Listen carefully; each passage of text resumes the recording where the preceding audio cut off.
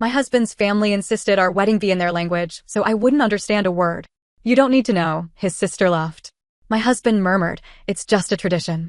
So I let them plan it, and on the wedding day, they heard a shocking announcement that left them speechless. I, 32 female, am American. Born and raised in Oregon. About 4 years ago, I moved to Florence, Italy to teach English. That's where I met my now ex-husband, Luca, 34 male. He was funny, polite, kind, at least in the beginning. He spoke great English, and we hit it off quickly. After a year and a half of dating, he proposed. I said yes. At first, I thought I was marrying into a big, warm Italian family. I wasn't expecting to be wrapped in open arms, but I thought they'd at least try to include me. They didn't. Luca's family is from a town in the Veneto region, about 2 hours north of Venice. They speak a dialect of Venetian that's very different from standard Italian. I understand and speak decent Italian, but Venetian? That might as well be a different language. When we started planning the wedding, I brought up the idea of having the ceremony in both English and Italian. My parents and a few close friends were flying in from the US, and I wanted them to feel included. That's when things started to go weird. Chiara, Luca's sister, interrupted me mid-sentence. She laughed and said, "Oh no. It has to be in our dialect. That's how it's always been." I asked, "Can we do a translation or at least parts in English for my family?" She looked at me and said, "You don't need to know. You'll get the general idea." I looked at Luca, expecting him to say something. He didn't. He just said, "It's just tradition. You'll understand the important parts." I felt uncomfortable. I didn't like being dismissed like that. But Luca seemed so sure it was normal, and I didn't want to start drama. I told myself it's just a wedding. One day. I regret thinking that now. As soon as the language decision was made, I was shut out of everything. Every planning meeting was in Venetian dialect. I'd sit there, smiling like a fool while everyone spoke around me. When I asked questions, they'd say, "Don't worry, we've got it under control." Chiara made a joke once, "You'll be surprised. Just show up in the dress." And they laughed. Even my name wasn't used on the invitations. Instead, they wrote, Luca e la straniera. Translation, Luca and the foreigner. My family asked me if it was a joke. I didn't have an answer. When I confronted Luca, he said, "It's just a funny nickname. My mom likes it." They're not being mean. But they were. At every turn, I was reminded that I wasn't part of the family. That I was being tolerated, not welcomed. About a month before the wedding, I noticed Luca had changed. He stopped talking about the honeymoon. He wasn't affectionate.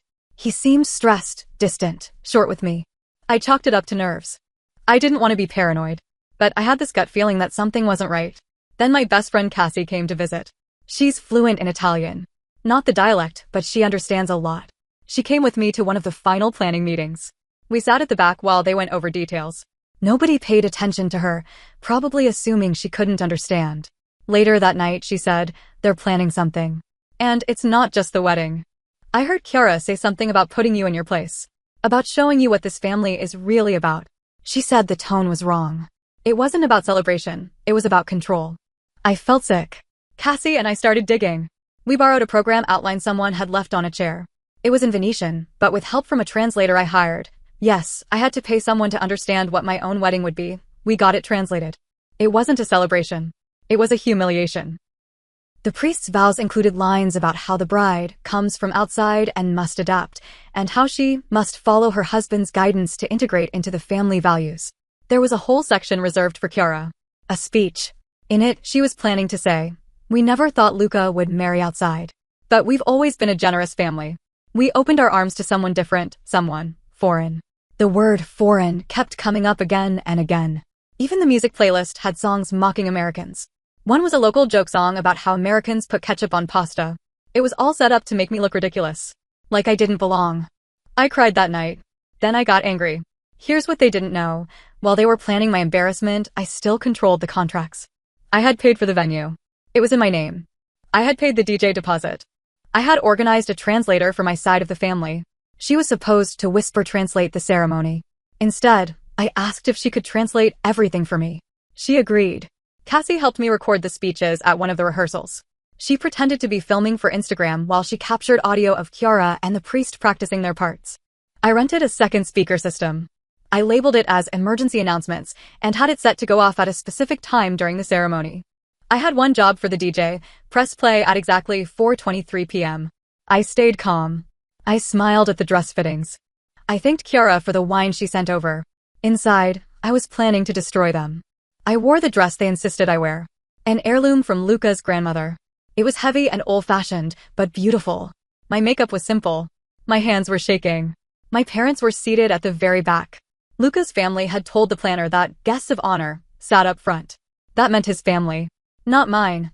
The ceremony began. The priest started talking. The translator in my ear repeated everything. It was worse than I thought. He called me the outsider. Said I was being welcomed under the mercy of the family's good faith. He said I was expected to be obedient to tradition. Then came Kiara's speech. She smiled as she stood. She looked straight at me. And the translator whispered, "This is our family. We are proud, we are united. And we do not change for others." People clapped. I looked at Luca. He didn't look at me. The speakers crackled. My voice came on. Not pre-recorded. Live. "Hello everyone. I've been asked not to speak today. I've been told I don't need to understand. That it's not for me to question this family's ways. That I'm a foreigner." Silence. Dead silence. I heard what you said. About obedience. About how lucky I am to be accepted. I've heard the jokes. I've read the program. I know what this wedding really was. People started shifting in their seats.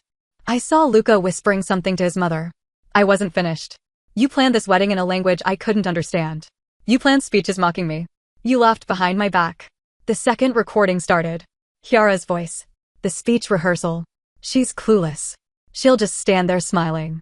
It'll be hilarious. People gasped. Then the priest's voice. "This will teach her how things work around here." The recording cut off. People were frozen. Luca's aunt dropped her wine glass. It shattered on the stone floor.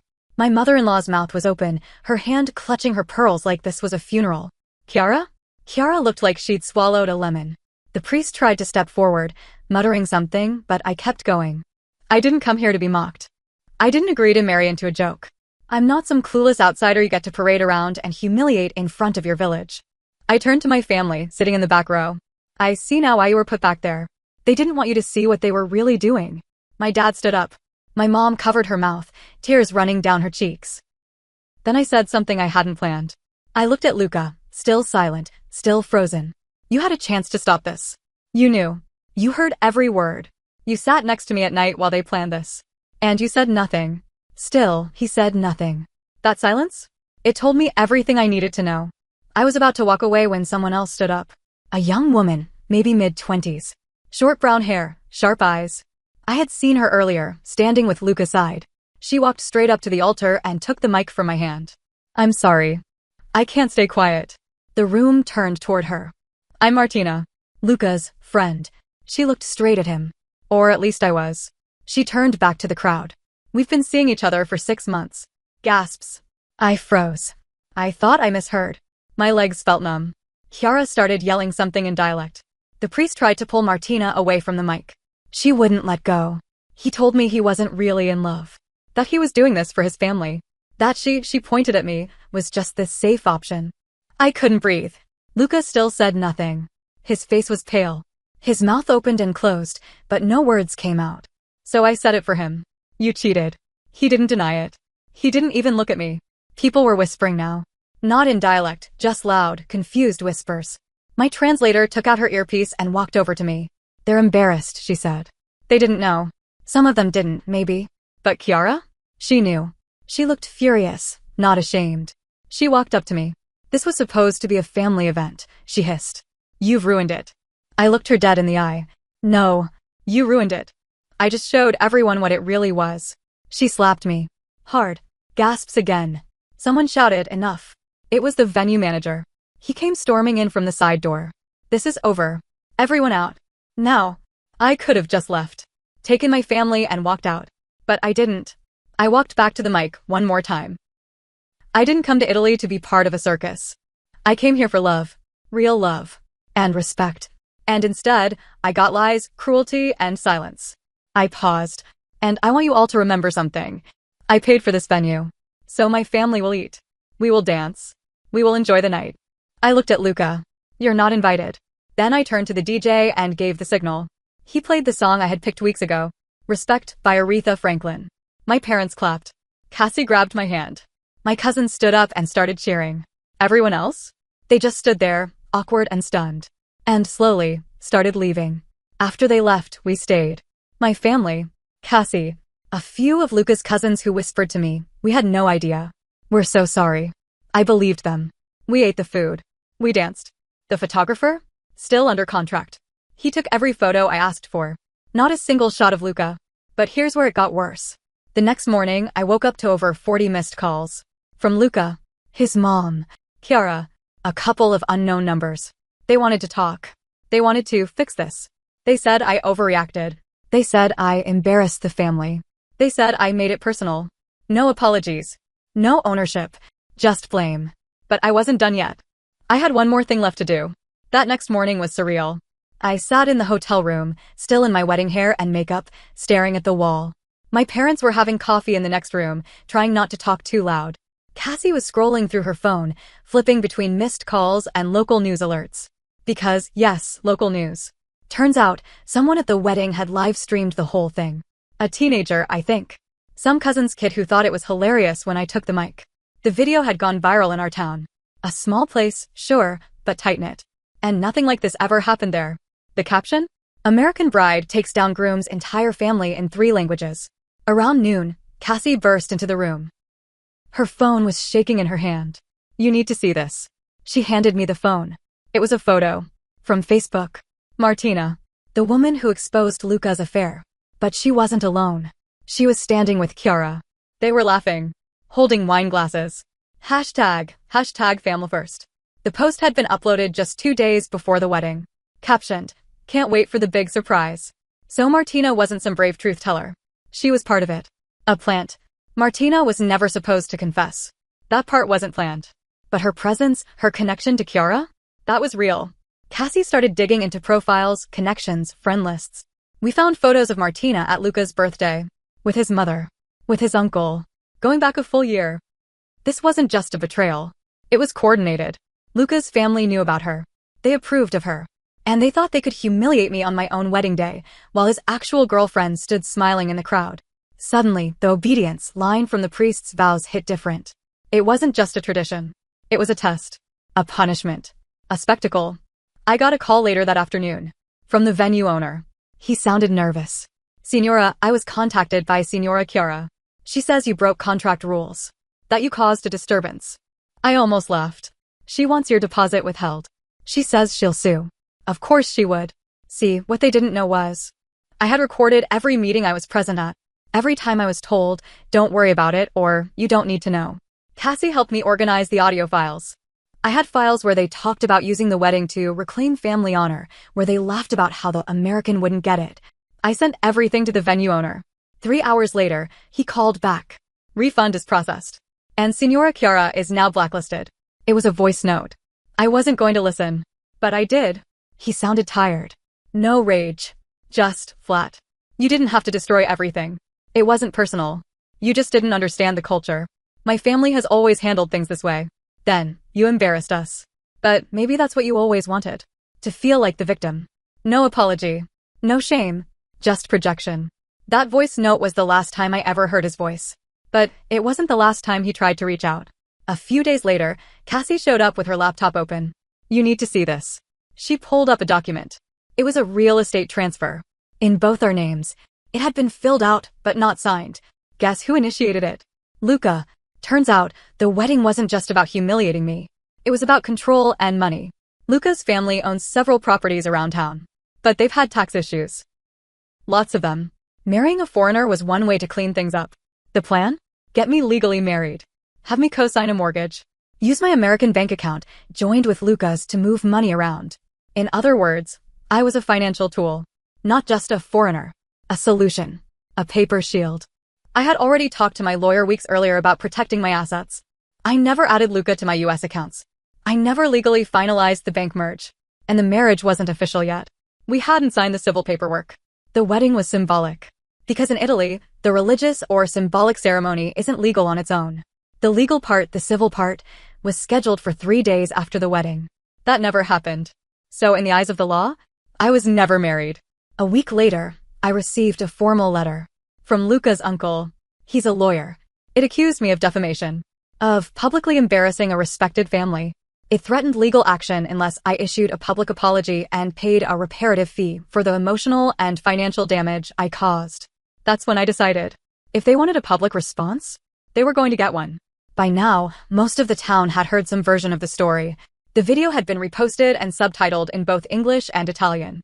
People had opinions. Lots of them. Some said I overreacted. Others said I was brave. A few insisted it was just a cultural misunderstanding. But those voices got quieter when I released my own statement. Not an apology. Not a rant. Just the truth. I wrote a post. Shared it publicly on Facebook, Instagram, and yes, Reddit.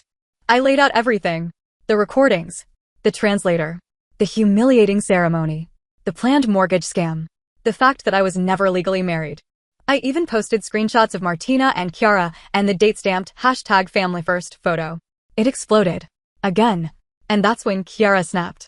3 days later, I was having lunch at a quiet cafe in town. Cassie was with me. We were finally breathing again. That's when Chiara showed up. No hello. No smile. She slammed her hand on the table. You think you're some kind of hero? You're trash. You humiliated us. You made my family look like criminals. I calmly looked at her and said, I didn't make you look like anything. I just held up a mirror. People nearby started watching. One waiter froze with his tray midair. She kept going. You ruined Luca's life. He's depressed. My parents can't go to church without people whispering. Do you know what you've done? Cassie stood up. She protected herself. Chiara turned to me. Her voice dropped low. You were never going to be one of us. Never. You walk around like you're better because you speak perfect Italian and wear your little American shoes. But you'll never understand our family. I stood up then. Full height. No shaking. And I said, loud and clear, you're right. I'll never understand how a family can lie, cheat, plan a public humiliation, and still expect loyalty in return. I'll never understand how someone like you can smile while stabbing someone in the back. I don't want to understand it. Because that's not family. That's a cult. Chiara raised her hand again. Like she was going to hit me. But someone stopped her. Luca. He grabbed her wrist, pulling her back. Stop. Just stop. He looked at me. He looked broken. Pale. Sunken cheeks. Like he hadn't slept in days. I didn't want it to be like this, he said. It got out of control. I said nothing. I didn't know they planned to make speeches about you. I didn't hear the recordings until after. I thought it would be fine. He turned to Chiara. You told me you'd keep it light. That it would be respectful. That Martina was just coming as a friend. Chiara scoffed. You're blaming me now? Luca looked back at me. I was weak. I let it happen. I let everyone push you out, and I stood by and watched. His voice cracked. I was scared of losing my family. So I let them destroy us instead. There it was. Not an excuse. Not really an apology. Just the truth. I wanted to scream. I wanted to say, now you say something? After everything? But I didn't. I looked at him, and all I saw was someone I used to love. Someone who betrayed me not with one action, but by standing still while I drowned. I don't hate you, I said. But I don't trust you. And I never will again. Luca nodded, then quietly walked away. Chiara followed, still fuming. She turned one last time and hissed, you'll regret this. Cassie said, loud enough for the whole cafe to hear, no, I think you will. Chiara did try to sue. It went nowhere. The evidence I had, emails, recordings, the translator's sworn statement, was ironclad. Her own messages sunk her. The court dismissed it immediately. But the damage to their reputation? Permanent. Their family bakery lost several longtime clients. People in the village started whispering about them, not in admiration, but in shame. As for Martina, turns out she was just another pawn. She disappeared. Deleted all her social media. I heard later she had moved to Milan. Luca? He sent one final email. I'm sorry. You were right about everything. I hope someday you can forgive me. I never replied. I flew back to Oregon a month later. No big speech. No closure talk with Luca's family. Just a clean break. For the first time in a long time, I felt free. People ask me if I regret moving to Italy. No. Italy didn't fail me. He did. They did. But I don't regret standing up for myself. I don't regret turning the mic on. I don't regret refusing to shrink into the silence they tried to trap me in. Sometimes people say, you must be so strong. But I wasn't. I was terrified. But I still told the truth. And sometimes that's enough.